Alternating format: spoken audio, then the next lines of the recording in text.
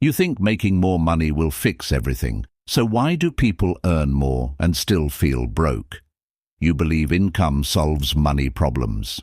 If I earn more, I'll save more. If I earn more, I'll feel stable. It sounds logical. We're taught that financial security comes from a bigger paycheck. We see a higher number in our bank account and assume our worries will vanish, but it doesn't happen that way. Consider Sarah, who got a significant raise. She thought, finally, I can breathe. But within months, her spending crept up, and she felt just as stretched as before. Or take John, who landed a high-paying tech job. He immediately upgraded his car, moved to a luxury apartment, and started dining out constantly.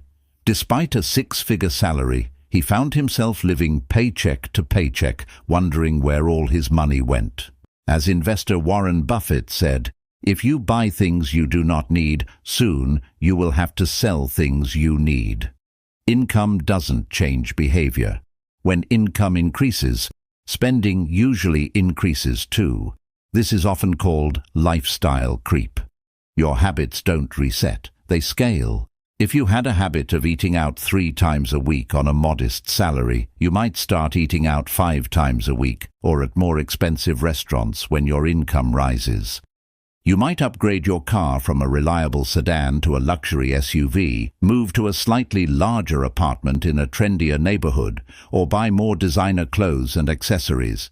It's not just big purchases, it's the daily coffees, the subscription services, the impulse buys that subtly expand. So the pattern stays the same. The underlying behavior of spending what you earn, or slightly more, simply adjusts to your new income level, often leaving you with the same or even less disposable income than before. Your normal keeps moving. What once felt expensive starts to feel normal. More comfort, more convenience, more spending. Think about your first smartphone. It was a luxury. Now it's a basic necessity, and you probably upgrade every few years without a second thought. Or remember when a small apartment felt spacious. After a few years, you might start feeling cramped, desiring more space, even if your current living situation is perfectly adequate. The new 4K TV, the weekly meal delivery service, the premium gym membership. These quickly transition from treats to expectations. Your expectations rise with your income. The hedonic treadmill means we quickly adapt to new levels of comfort and luxury, and they become our new baseline. What felt like a significant upgrade last year now feels like the bare minimum. So nothing feels like enough. The goalpost constantly shifts, leaving you perpetually chasing a feeling of financial satisfaction that remains just out of reach, always wanting the next best thing. Money decisions aren't logical. You don't always spend because you need something. You spend because it feels good, it feels deserved, it feels easy. Perhaps you had a stressful day at work and bought something online for retail therapy. Or you felt you deserved that expensive coffee because you worked hard.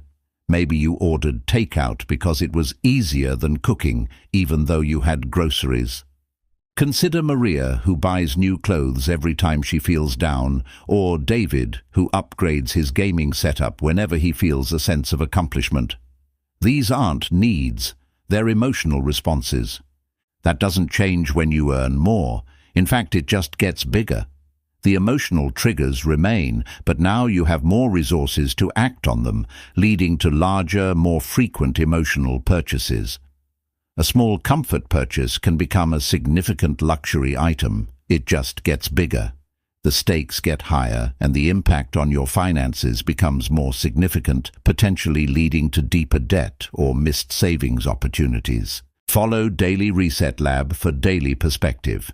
The cost isn't just money. It's no savings, no buffer, constant pressure. Imagine a high-earning professional. Let's call him Mark. He makes a great salary, but his spending matches it.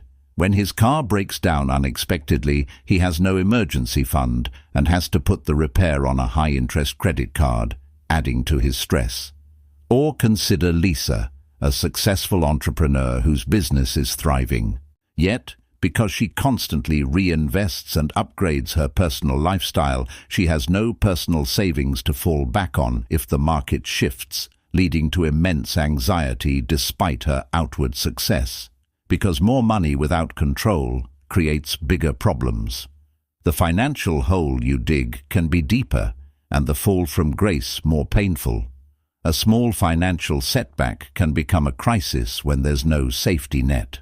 Not fewer. The illusion of security from a high income can mask serious underlying financial fragility, leaving you vulnerable to unexpected events. The solution isn't earning more.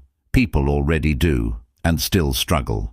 Look at countless stories of lottery winners who end up bankrupt, or athletes who earn millions but face financial ruin. Their income wasn't the problem, their behavior was. Even highly paid doctors or lawyers can find themselves in debt if their spending habits outpace their earnings. Because the problem isn't income, it's behavior. It's about how you manage what you have, regardless of the amount. It's about discipline, conscious choices, and understanding your own financial psychology. So instead of asking, "How do I make more money?" ask, "Would my behavior change if I did?" This subtle shift in perspective is powerful. It forces you to confront your habits and patterns, to examine the underlying reasons for your spending, and to consider if a higher income would truly alter those fundamental behaviors or merely amplify them. Next time you earn more, don't upgrade everything immediately. Keep one thing the same. For example, if you get a raise, continue driving your current car for another year. Or keep packing your lunch instead of buying it every day. Don't immediately move to a bigger house or buy all new gadgets. Maybe you keep your old phone for an extra year, or continue to shop at the same grocery store instead of upgrading to a more expensive organic market. That small gap is where money starts to stay. It's where you consciously break the cycle of lifestyle creep and build a buffer, allowing you to save, invest, or pay down debt, truly moving towards financial freedom. Making more money doesn't fix your problems, because it doesn't change your patterns. You earn more, you spend more, you adjust, and you stay in the same place. If you want a different result, you don't just need more money, you need different behavior. It's about intentionality, self-awareness, and making choices that align with your long-term financial goals, not just immediate gratification. Awareness isn't comfort, it's responsibility. It's the responsibility to understand your own financial psychology and to actively work on changing the patterns that hold you back, regardless of your income level. Subscribe to Daily Reset Lab for more perspective like this.